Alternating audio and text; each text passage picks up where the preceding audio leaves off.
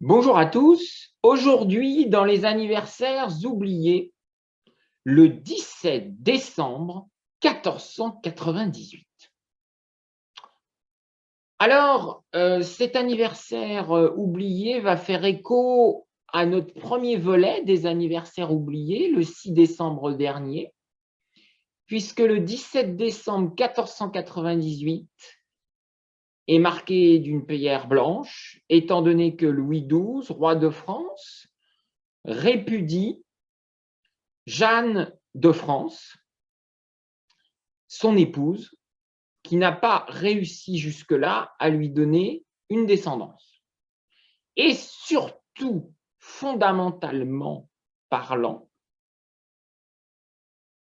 Louis XII se doit d'épouser Anne de Bretagne, qui est veuve de Charles VIII, pour pouvoir faire en sorte que le duché de Bretagne soit à nouveau rattaché au royaume de France. Je vais revenir un petit peu en arrière sur cette question. Vous vous souvenez du 6 décembre 1491 ? Charles VIII avait épousé Anne de Bretagne, permettant ainsi au royaume de France d'agréger à lui le duché de Bretagne.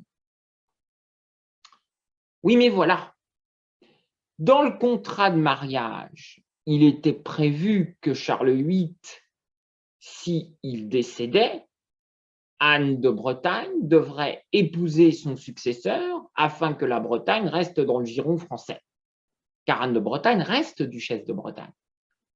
Ou alors, dans un cas plus heureux, s'il y avait une descendance, à ce moment-là, la Bretagne serait définitivement française au règne suivant, à la mort donc de Charles VIII et à l'arrivée au pouvoir du fils d'Anne de Bretagne et de Charles VIII, fils qui, hélas, n'a jamais vu le jour. Nous arrivons donc le 7 avril 1498. Le règne de Charles VIII s'achève brutalement. En effet, Charles VIII, ce jour-là,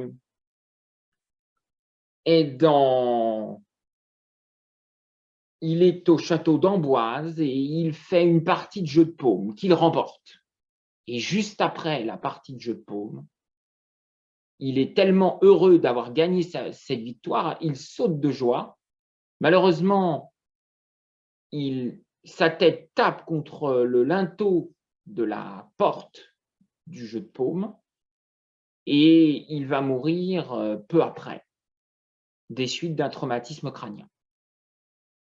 Mort stupide s'il en est. Dès lors, Louis d'Orléans, qui avait tenté d'assassiner le père de Charles VIII, Louis XI, et qui avait été épargné grâce à la mort de Louis XI, eh bien, c'est inespéré pour Louis d'Orléans. Il devient roi de France. Rien n'aurait pu présager que Louis d'Orléans devienne roi de France. Voyez-vous, ce qu'il faut comprendre, c'est qu'à partir de là, va s'engranger à nouveau le processus de rattachement de la Bretagne au royaume de France. Et oui, car Anne de Bretagne, libérée de son engagement vis-à-vis de son époux décédé Charles VIII, décide de revenir dans ses terres bretonnes et de revenir donc au château de Nantes. Mais Louis XII, finalement, prend la décision donc, le 17 décembre 1498, de répudier Jeanne de France avec l'accord du pape Alexandre VI,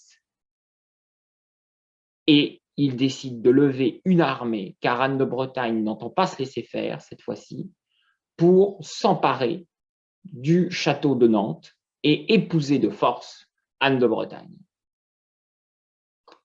Ce sera chose faite en 1499. Anne de Bretagne va baisser les armes et se résoudre à épouser le successeur de son mari défunt. Voyez-vous, la date du 17 décembre 1498 est une date historique oubliée, puisqu'elle enclenche le processus qui va permettre définitivement au duché de Bretagne d'être attaché au royaume de France et partant à la Bretagne de devenir française. Je vous remercie de votre attention et je vous souhaite une excellente journée. À très bientôt pour d'autres anniversaires oubliés.